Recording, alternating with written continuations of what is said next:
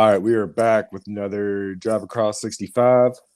Friday, December 9th, coming off a winning weekend. Shout out, Preston. We posted the dub. Mostly shout out to you, but we'll get to that.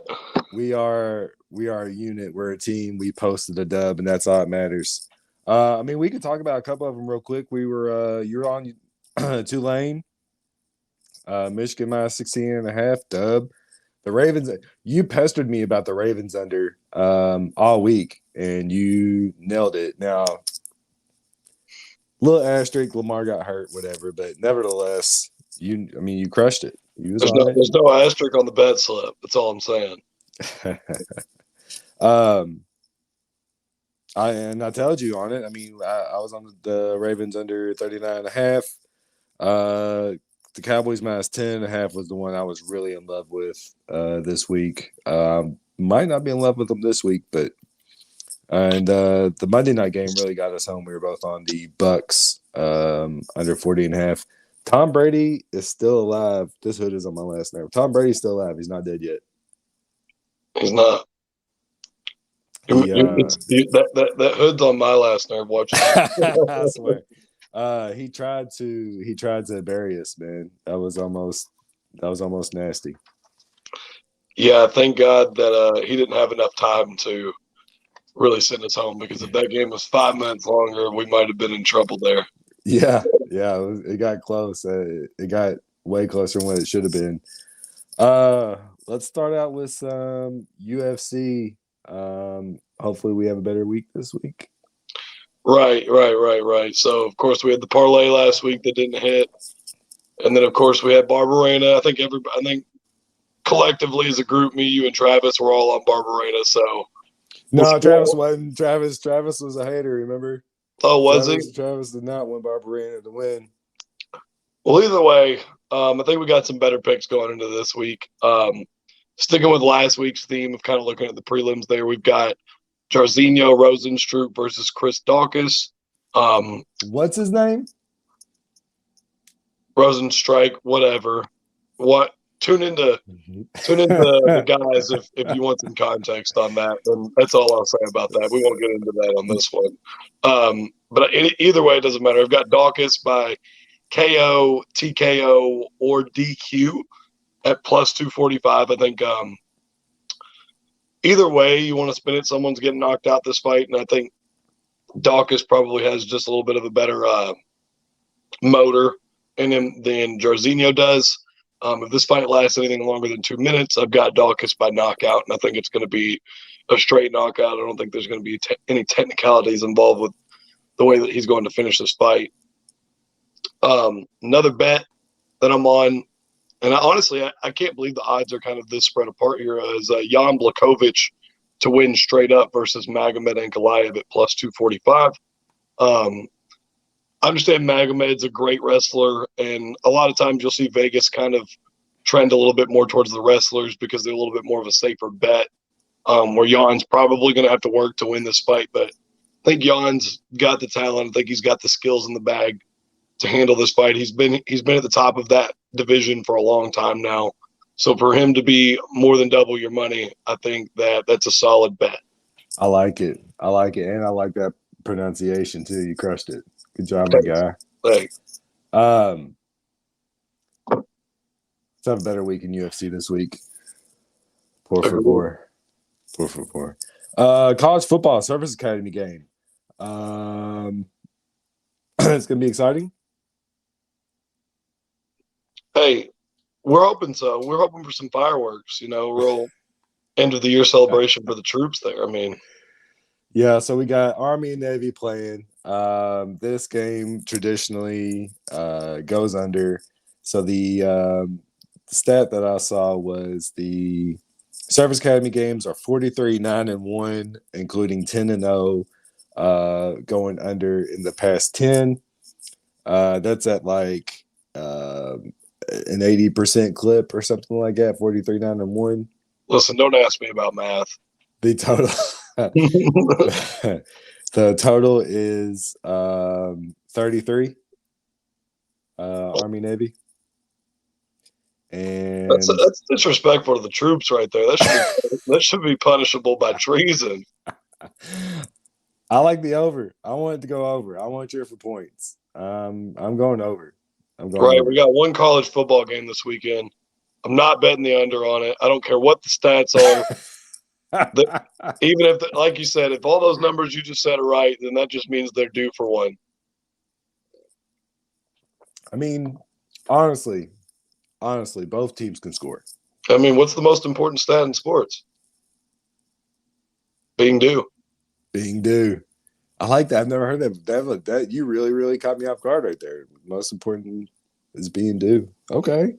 Rent's due every morning, and you can't take any days off. No days off because rent's due. That's what JJ Watt said. Right. Rent's due every day. Can't pay it in installments. Time to go to work. Rent's due. Got to put the work in every day. I mean, we're not going to act like Navy or Army haven't been scoring points. Overall, Navy's averaging 22 points a game. Army's averaging about 30, and they're both allowing over 20 points a game. I know traditionally this game goes under. I know it goes under. I know the total is 33, and I know it's a sucker bet. I'm going over. I don't care. Over. I'm writing it in big letters. Over 33. That's right. You want it or not? Yeah, I'm telling that all day. All day. Like I said, we got one college football game this weekend. We're not betting the under. Right. So, with that being said, we will definitely have to dive into some NFL because that'll be the only other football we can talk about. But we do have some college basketball coming this weekend. So here's the thing.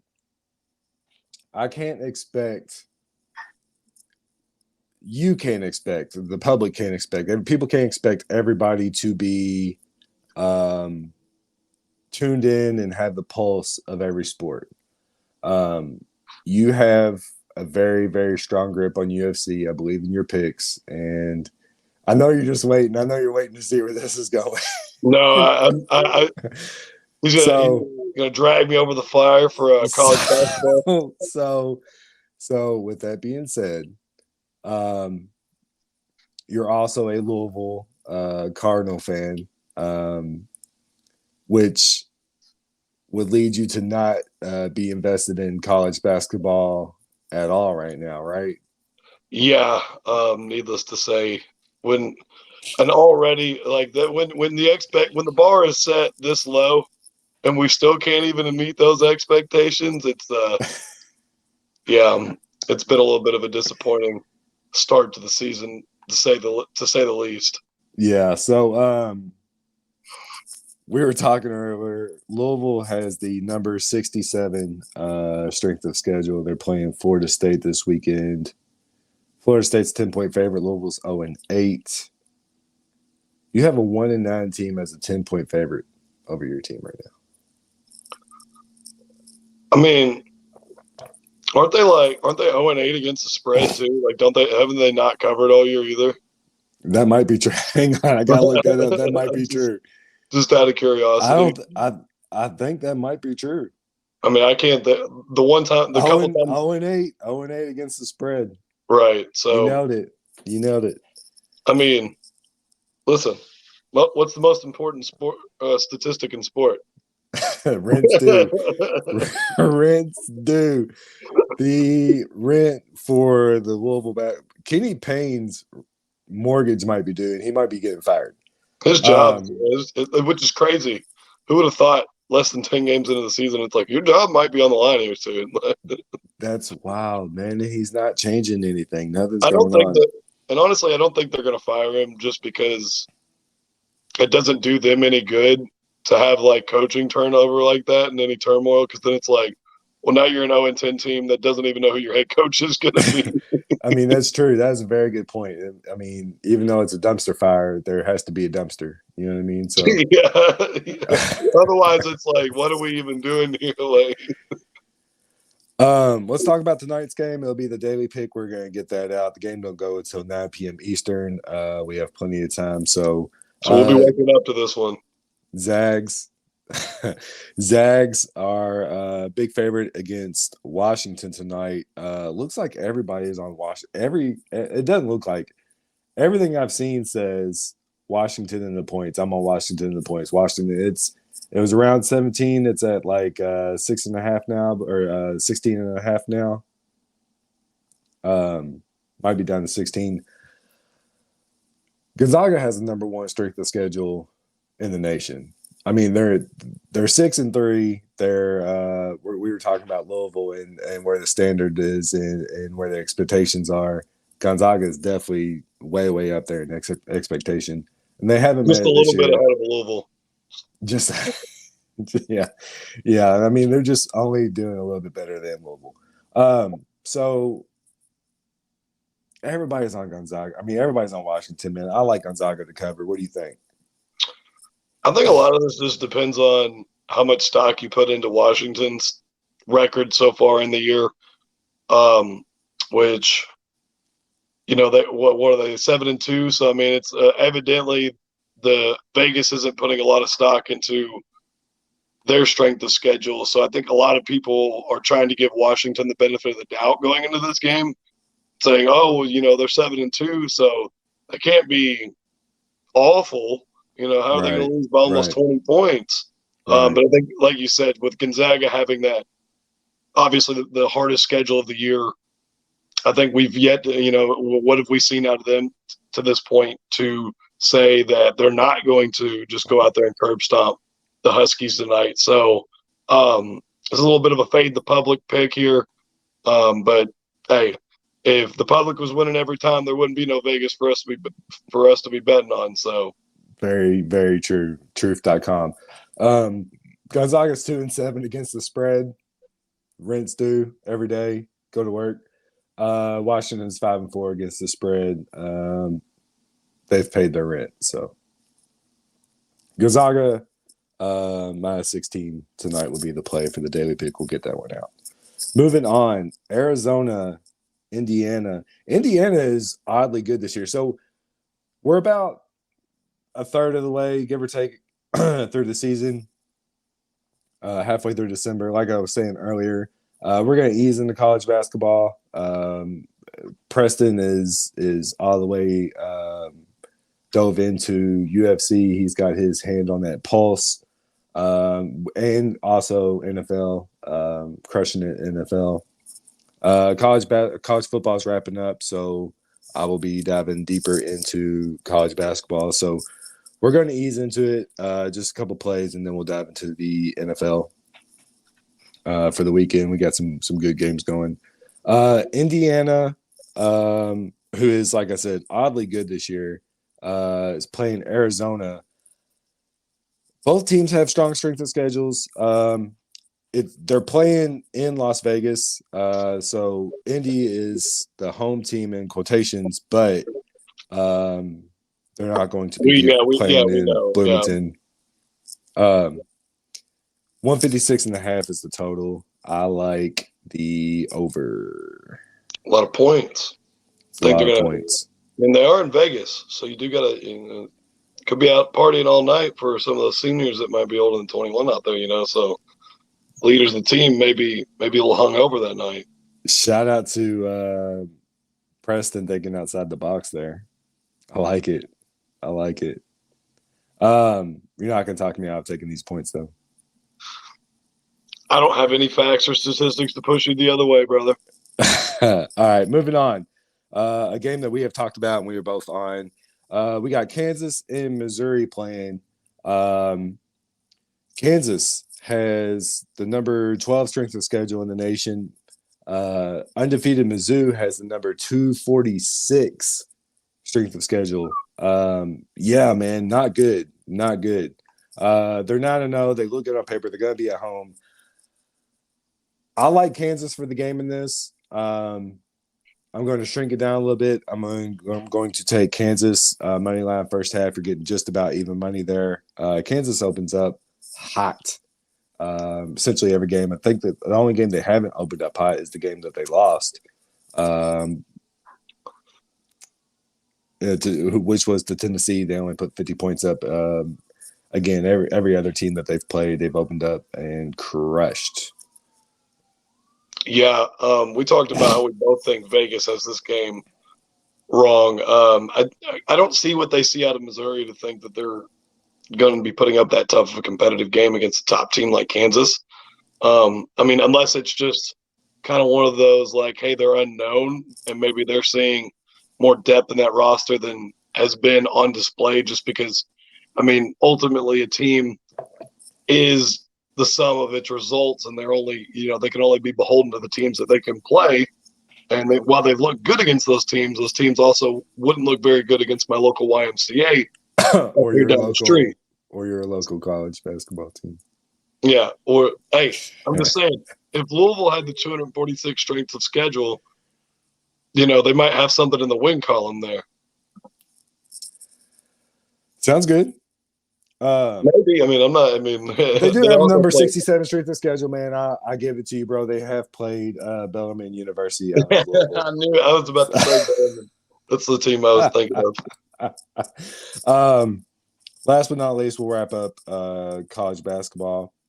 Bama and Houston. We have the number 1 versus the number 8. I didn't want to not talk about this game because it is the number 1 versus the number 8. It's a big game. It's going to be on ABC. Everybody's going to be invested in it and watching it. Houston is the number 1 team in the country. They are crushing it this year. the heavy favorites to win the championship too. I was seeing that. Yeah, heavy. And I don't understand why the line is 9.5. I understand Houston's good, and I understand they're blowing opponents out. Alabama's not bad. Their coach, man, one of my favorite things about their coach is his practices. They have kind of like a gel area. Okay, so you get 2 points for a dunk, 1 point for a mid-range shot, and 4 points for anything outside the 3-point line. So he adjusts how many points you get per your shot per percentage. Does that make sense to you? What I'm saying? So he says, go ahead and take that low percentage mid range, but I'm only going to count it as 1 point. You know what I mean? Take the dunk or take a 3 because 2 missed threes equals yada yada yada. Anyways, or the philosophy is 2 out of 3 made threes get you an even possession, right? Because you'll have 6 points out of the 3 possessions. Beautiful to me. Evidently, they're ranked number 8. So whatever he's doing must be working to some extent because they have looked very impressive. Right. It's a weird game. Bama getting that many points, I feel like it is a very, very, very, very, very, very public pick. But I can't not take it. I feel like I can't. So we got to keep it in the SEC here. Yeah. Let's hop over to the NFL. Let's stir the pot a little bit. We did not publicly have an opinion on the Rams-Raiders game last night. Do you want to give your opinion right now? We got backup quarterback again. We did, but hang on. So we've talked about getting backup quarterback 100 times, but who is really the starter? Well, I mean, nobody knew who was starting that game last night anyway. So it was basically like you had to kind of hedge yourself by saying, like, do I think that the Raiders either way are going to cover the spread, like whether it be Wolford or Mayfield? And for 3.5 quarters, that looked to be the right answer. But Baker Mayfield must have been feeling dangerous last night because that was crazy. Props to Baker though. I mean, when you've had the playbook for 2 days and you can pull that off, I mean, that's impressive. So I mean, that just looks like the sky's the limit. Maybe they're going to be like, hey, don't learn the playbook, Baker. Obviously, you look like you're better on a whim out there. I have to do better as a sports journalist. I listened to them talking about Baker transitioning with Kevin Stefanski's playbook and how it was easy for him to learn the Rams. I don't know the 7 degrees of separation there. But apparently that's what it was. It was easy for him to transition because of the correlation. Uh, Kevin Stefanski's playbook from the Browns to the Rams. So again, I should have done better. I should have known why, but the transition wasn't as hard as we made it out to be. I mean, it was pretty difficult for the majority of that game. Honestly, I think a lot of this game probably speaks more to the Raiders not being able to finish a game than it does speak to the Rams or to Baker, because really last night, if they were playing just about, I mean, I don't want to say anybody else, but a lot of other teams, that game wouldn't have went the way it did. But that's why the line was the line. And, props to Baker. Yeah, it was a weird game, weird line. Last thing I want to say about it, we're going to move on to the Sunday slate. You know how you were a kid and you played Madden and all you did was preview the play and you're like, I don't care what happens, I'm throwing the Y on the slant. I feel like that's what Baker was doing last night. He was like, X31, 45, split hair, on 3, ready. He's like, I'm throwing it to Tutu Atwell on the slant no matter what happens. I mean, to an extent, I get that, because it's like, as a quarterback, as long as everybody else around you knows their job and is doing their assignment, you can make because they were I think in the broadcast they were saying that it was likely McVay was reading him his first read whenever he was also reading the play. So he had a lot of it, which is a genius on McVay, to spoon feed him the first read so that he can make it through at least 2 steps in his progression to give you the best chance you got. It's probably not the most advantageous position anyone's ever been in, but McVay did a good job with what he was dealt. You're right. So I said I was done talking about this game. I'll say one more last thing. I hope McVay stays around, and I hope Baker gets this job with the Rams. And oh my God, the thought just flowed through my mind. Never mind. The Rams don't have any draft picks. I thought that maybe there was a way that Levis ended up there and he got reunited with Cohen, but I think Cohen's going back to UK. Anyway. Yeah, I was about to say, I thought that was the name you were going to mention. I thought you were going to say thank you to the Rams for giving you back Cohen. So shout out to them. Yeah, we need him back. But I hope McVay stays around and I hope Baker succeeds, man, because I've always been a Baker fan. Let's dive into the Sunday slate. Jets Bills. Buffalo -10, totals 43. What you got? I like the Jets, especially a Mike White-led Jets. I think they're going to come in hot to Buffalo. Really try to put up a good competitive, in-division game, and I think that's also what's kind of working to the advantage of the Jets here is they do see the Buffalo Bills. So this isn't just a random AFC matchup. These guys are in division. I think the Jets put up a tough defensive battle there. I still think the Buffalo Bills win that game. I think it's probably going to be by like 7 points, 6 points, somewhere in that nature. I'm with you. I'm gonna take it too. I like the Jets the first time they played. I like them even more with Mike White leading the team, and I like the over 43. As long as there's no weather, we'll keep an eye on that. But Bills took a pretty big hit to their defense, losing Von Miller. Thank you, line. Thank you, Von Miller. Season ending. I like the over. Jets +10 over 43. Browns Bengals. Browns +5.5. Totals 46.5. Browns 5.5. I think Deshaun Watson's going to start getting his legs underneath of him. I think you're going to see him start to open up his passing game just a little bit more. It seemed like maybe last week he was getting out of the pocket a little bit, knocking some of that rust off. I think they're going to go into Cincinnati, which, is an away game for the Browns, but I'm sure there will be a number of Browns fans there, so it'll be kind of getting into a little bit more friendlier territory for him there. I think the Browns may even have a chance to win that game. I'm still not sold completely on the Bengals yet. They have looked good in the last couple weeks, but there's just something about them that holds me back from really saying yes, absolutely. I'm full on behind Joe Burrow. They're 8-4, bro. I know, but I feel like they're the worst 8-4 or better team in the NFL right now. we're gonna have to look at that. I'm with you though. I'm on the Browns too. You guys know that I was on the Texans last week. Had them first half. Said that Deshaun wasn't ready. He wasn't ready, man. Most of the scores that they got were on turnovers and defense, special teams, man. But I'm with you on that. I think he gets his sea legs back, and I think he makes this interesting. Bengals have been known to isolate a mobile quarterback, but I do not think that that's going to happen this time.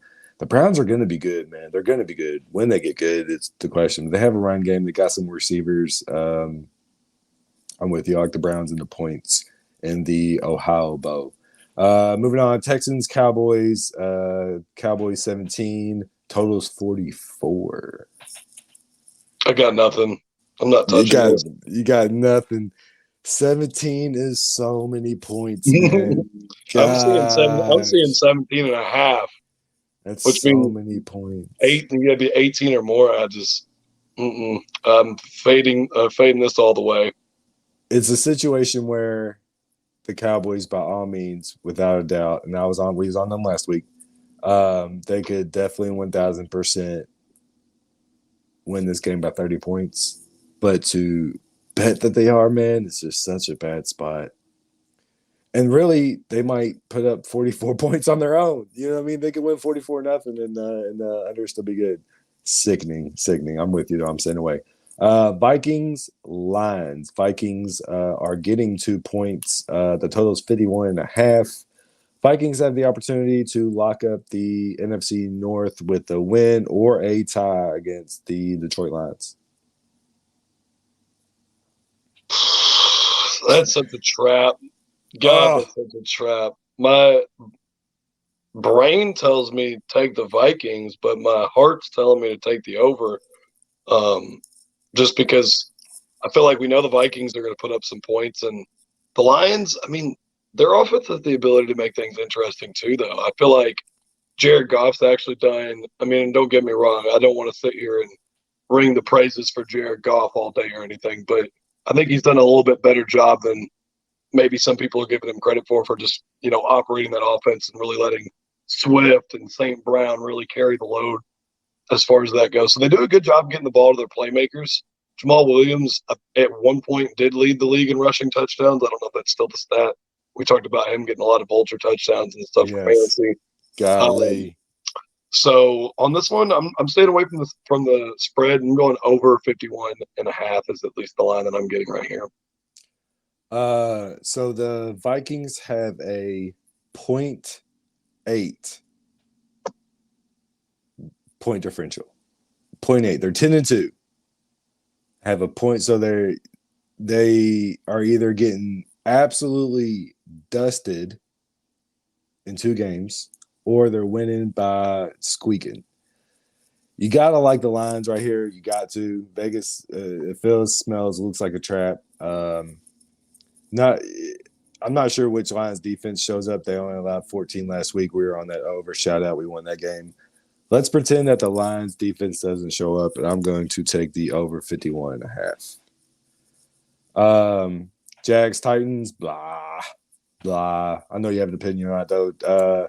Titans minus 3.5, totals 41. Yeah, so we talked about Trevor Lawrence is not injured, but he's definitely battling a knee thing going on there. So I think Definitely that really has a knee. He has 2 of them actually. Yeah. Half of them work. Right. So I think that kind of hinders the Jaguars' offense a little bit there. So really, a lot of this is probably going to come down to who's going to be able to run the ball more effectively. And if you're asking me to take Derrick Henry versus Travis Etienne, I mean that's a pretty safe bet there. We're going Titans minus 3.5 on this one. Possibly even a good under 41 play there.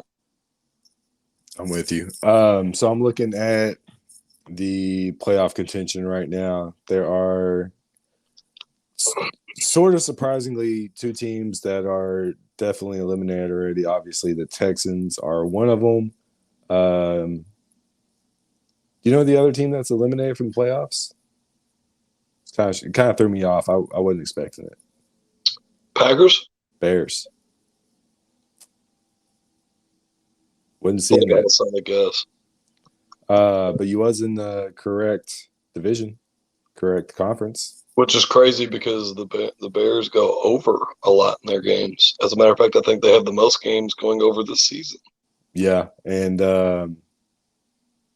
it's really a testament to Justin Fields, man, and not that defense. He might be better than what I gave that kid credit for. But the reason I was looking at this is to see how close the Jags were out of contention, and they pretty much are out.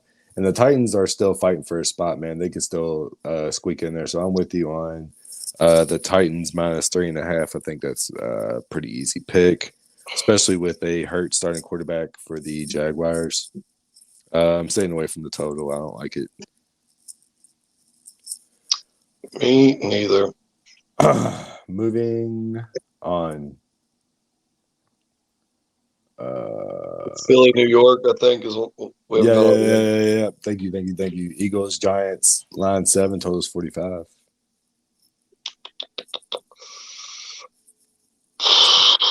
Hit the skip button. Just hit the skip button.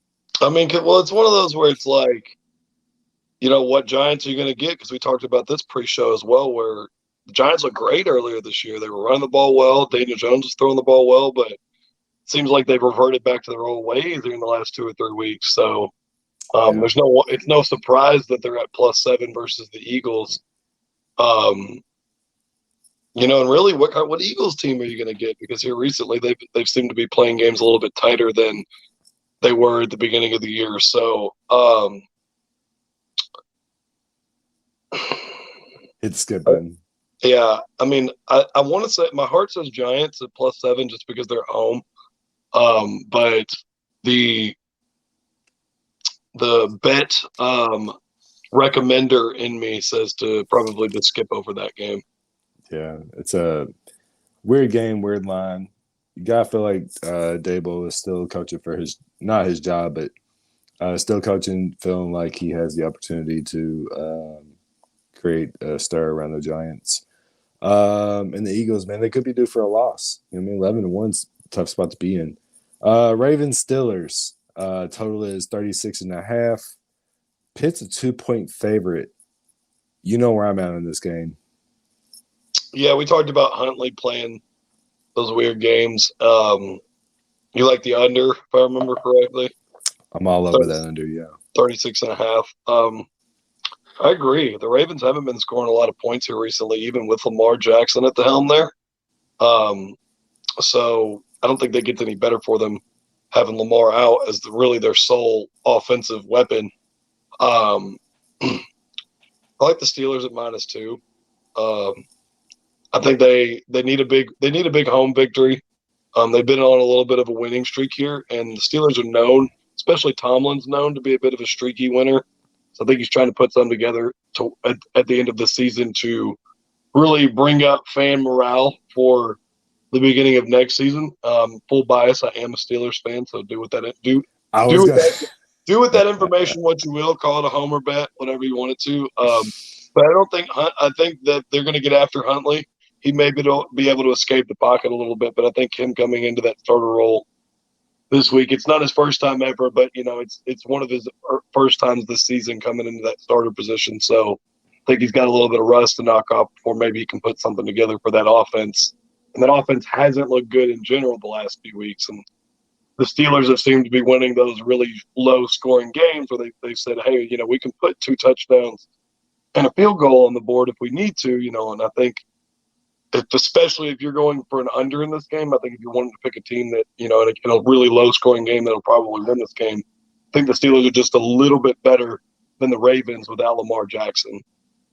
Without Lamar Jackson is the key there. I'm with you. And we should have put a disclaimer. I should have put a disclaimer before this game to fast forward about a minute or two because I knew that was going to be long-winded. I knew we wanted to get out of that game quick. I'm on the under. I don't like the line. I think backup quarterbacks are hard to figure out. They're hard to coach against. Hard to scout. I don't have I would be with you if this wasn't a backup quarterback that hadn't already had some games under his belt. Right. But we've seen what we know what we're gonna in general know what we're gonna get out of Huntley. We know he's gonna be a mobile quarterback back there. you're going to have to contain him. And if you let him outside the pocket on you too much, he has the ability to burn you, not just on the ground, but a little bit through the air as well. So, What I is think, what is the Steelers' history against mobile quarterbacks in your opinion?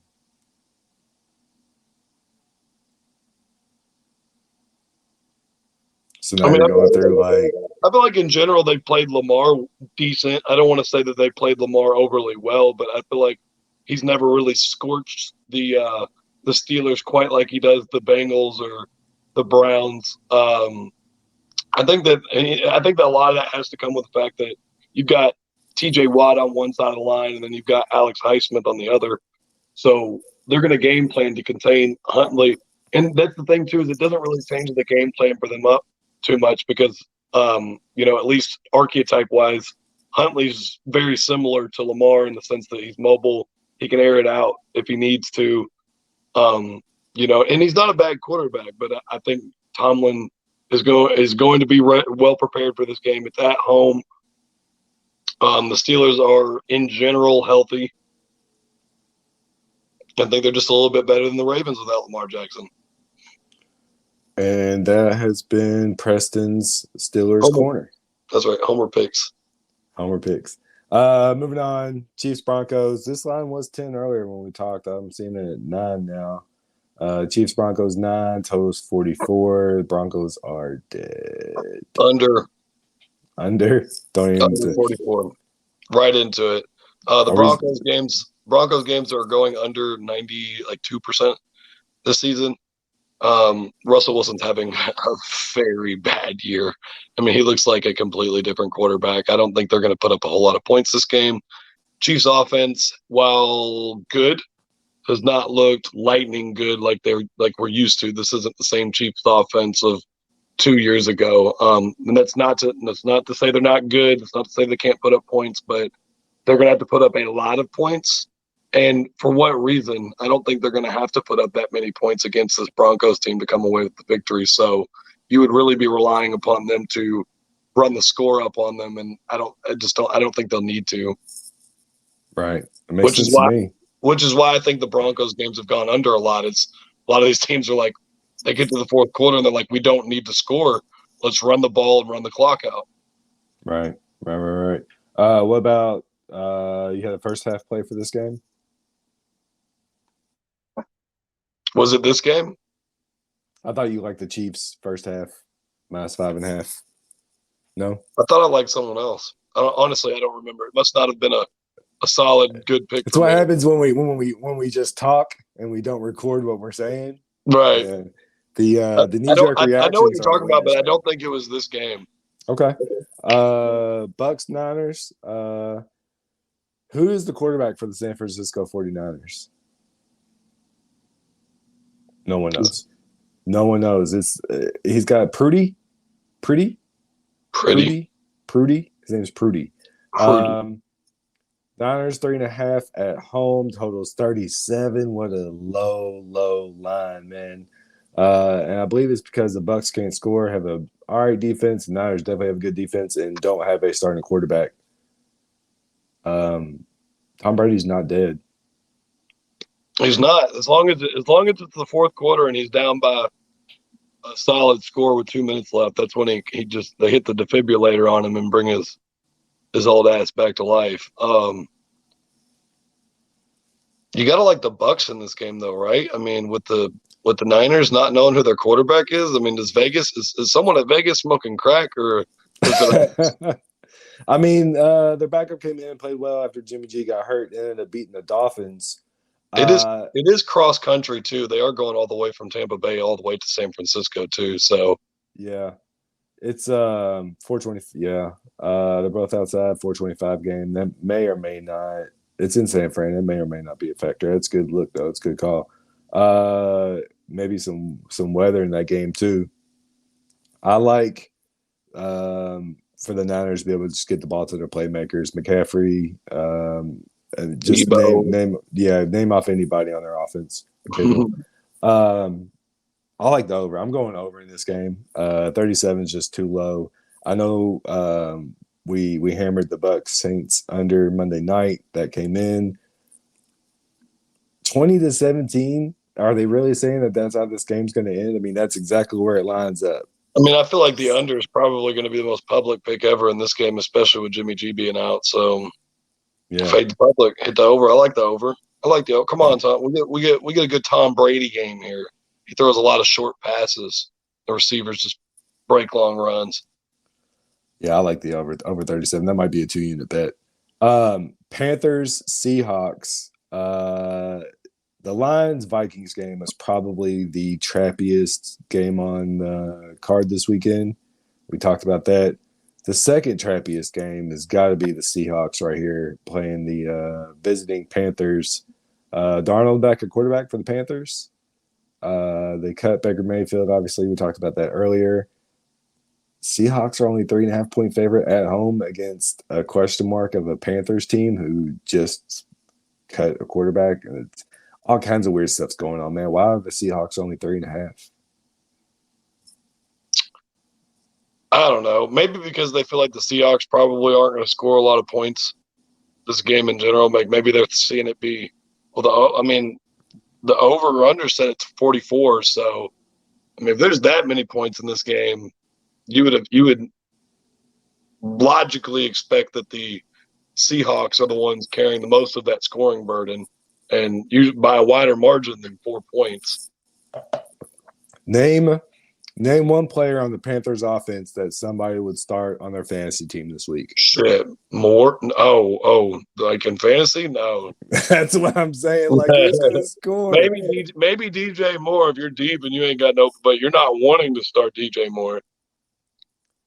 None of it makes sense, man. This has got to be the trap. I mean, I feel like I have to be on the Panthers in the points right here just because it doesn't. I'm not going to make that the pick. I might figure something out Sunday. I'm thinking the under. I'm not touching that spread, but because I don't think either one of these teams is putting up crazy numbers.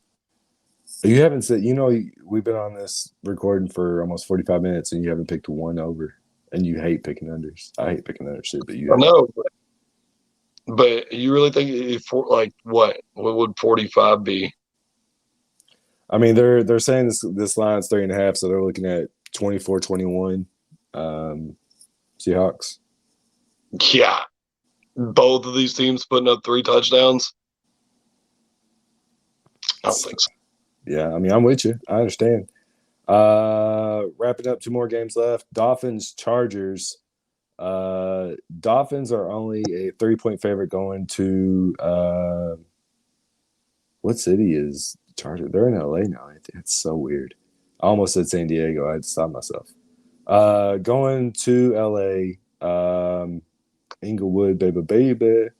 The line's only 3. The Chargers don't have an offensive line. Poor Justin Herbert just getting his ass kicked behind him. Dolphins coming off a loss, going back to the West Coast. Maybe they stayed on the West Coast just playing in San Francisco. I don't know. Weird game. Dolphins only 3. What you got? Over 53.5. I can dig that. I did send you that message earlier about Mike Williams is returning. He's definitely going to be back. So Justin Herbert's going to have Keenan Allen, Mike Williams, and Eckler. He's going to have all his weapons. Dolphins defense hasn't looked that good against teams that have decent offensive weapons.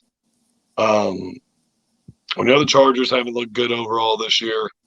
But like you said, they're battling a lot of injuries. I think it's going to be a high-scoring barn burner of a game. It's on prime time. The refs are definitely going to be calling all the PIs, trying to advance the ball down the field, trying to push this game to be a good highlight, real game. Over 53.5. I scarily like all your picks this week, bro.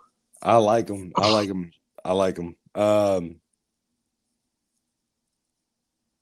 So 53.5. What are we talking? 30-27? Easy. I think it could. Yeah. We can see this game go over 60.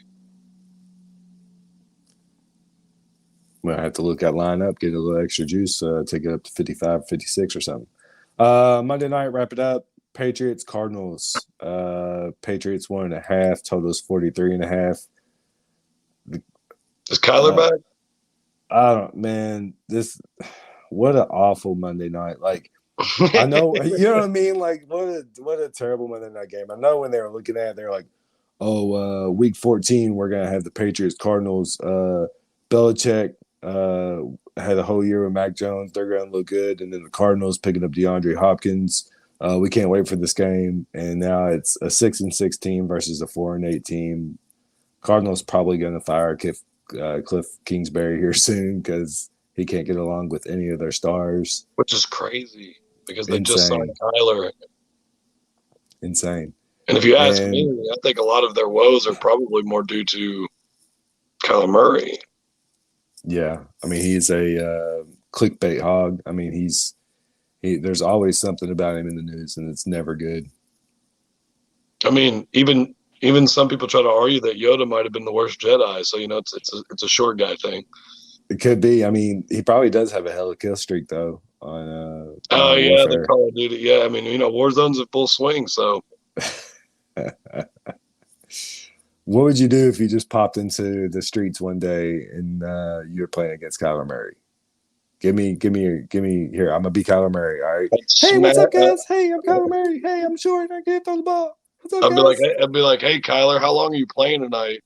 And he'd give me an answer, and I'd be like, well, I'm smashing the Patriots. Shout out to you for always chasing your paper, bro, and knowing that you're not gonna just try to get an autograph. You're gonna be like, hey, man, we on the Patriots this I'd be weekend. like, hey, you want to play all night, Kyler? Come on, let's play all night, and then hammer the Patriots.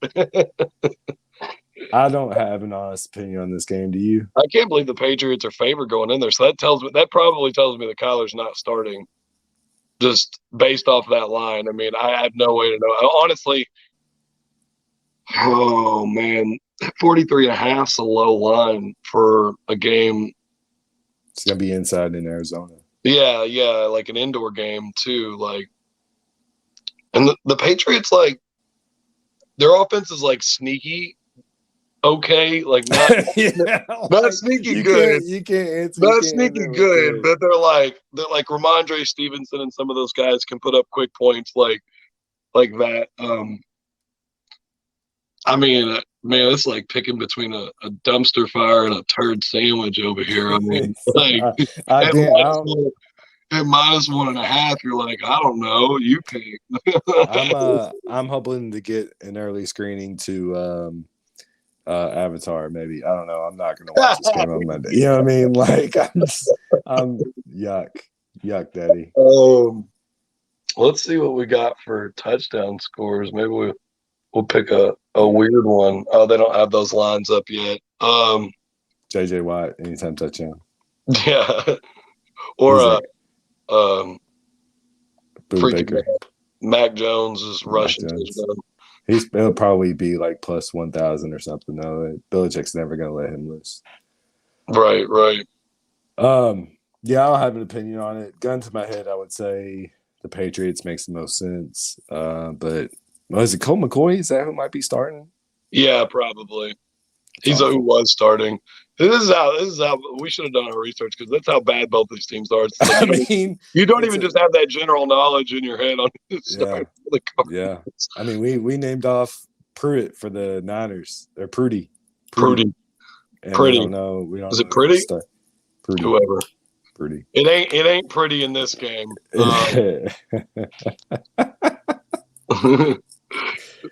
I'm gonna look up Isaiah's name real quick. Niners starting quarterback. Yeah, it's Purdy. You know what is my favorite bet in this? To be honest with you, you're gonna love it. First half draw at plus 1,000. Getting 10-1 on it being even going into the second half. It's Colt McCoy or Trace McSorley. I hope Trace McSorley. If Trace McSorley gets announced as a starter for this game or he gets in playing time, I'm gonna hammer the Cardinals. I love that kid. He used to be a beast, bro. He fits the criteria, man. He's a little guy like Kyler. I don't have a Monday night pick. We might have a daily pick coming up for Monday night. That's gonna wrap us up, guys. We eased into some NCAA college basketball. Like I said earlier, Preston has his hands fully pressed on the pulse of the UFC. I'm way deep into NCAA college football. We both know pretty. I mean, that's what we do on Sundays. We watch NFL. We're going to ease into college basketball. We're going to find a team for Preston to cheer for, so he can be more excited. Put your applications in the comments. Go ahead and Yeah, make some yeah. Adopt our team, please. Maybe like just a team that's better in Louisville. Maybe I'll tell like you what. I'll tell you who my favorite IUPUI. team. I'll tell you who my favorite team is. It's any team that's playing Kentucky. So I've got a bunch of favorite teams. Womp womp. We got a walk coming up. I think we play Yale. Shout out. We ain't got to cover though. We never cover. Hey, they might be able to outsmart you. Those Yale Yeah. kids. Shout out. All right, guys. This is the Drive Across 65 pod. We posted a winning week last week. Appreciate you guys watching, listening, comment, like, love, subscribe. Good luck, everybody.